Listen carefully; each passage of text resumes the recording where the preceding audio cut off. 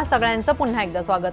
आता एनडीटीव्ही मराठी इम्पॅक्टची बातमी साताऱ्यातून। पाचगणीतल्या न्यू इरा शाळेला प्रशासनाकडून चांगलाच दणका मिळालाय। त्याचं कारणही तसेच आहे।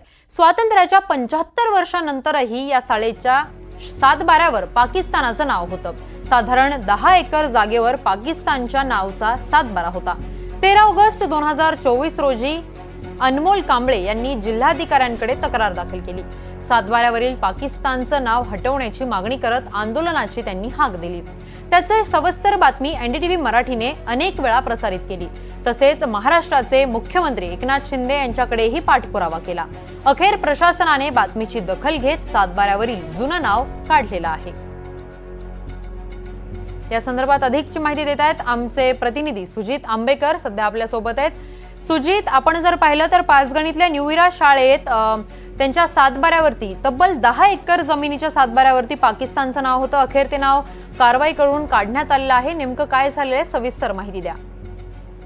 किरण, खरं तर हे एनडीटीव्ही मराठीच्या बातमीचा फार मोठा इम्पॅक्टच म्हणावं लागेल, कारण का एनडीटीव्ही मराठीने हे सर्व प्रकरण आहे हे उचलून धरलं। खरं तर शत्रू राष्ट्र आपलं पाकिस्तान आहे।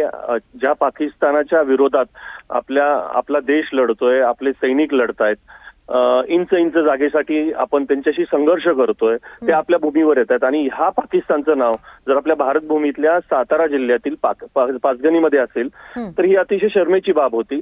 हे प्रकरण अतिशय गंभीर असल्यानं हे प्रकरण आपण लावून धरलं, एनडीटीव्ही मराठीने लावून धरलं। याला सर्व साथ मिळाली ते सामाजिक कार्यकर्ते अनमोल कांबळे यांची साथ मिळाली।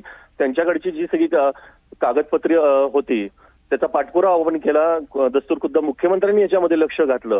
आणि सर्वात मी आता महत्वाचं सांगेन या सगळ्या प्रकरणामध्ये सातारचे जिल्हाधिकारी आहेत यांनी फार मोठी भूमिका बजावलेली आहे।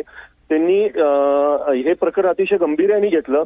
2 वेळा सुनावणी झाली। महाबळेश्वरच्या ज्या तहसीलदार आहेत तेजस्विनी पाटील यांच्यासमोर 2 वेळा सुनावणी झाली आणि त्यानंतर निष्कर्ष काढण्यात आला की हे तातडीने आता नाव हटवलं पाहिजे। आणि काल रात्री या गोष्टीला या संध्याकाळी यश आलेलं आहे। हे नाव आता पूर्णपणे काढलेलं आहे आणि पाकिस्तानचा आता कुठलाही संबंध पाचगणीच्या भूमीत आता राहिलेला नाही। किरण, अगदीच सुजित, धन्यवाद तुम्ही दिलेल्या सविस्तर माहितीसाठी।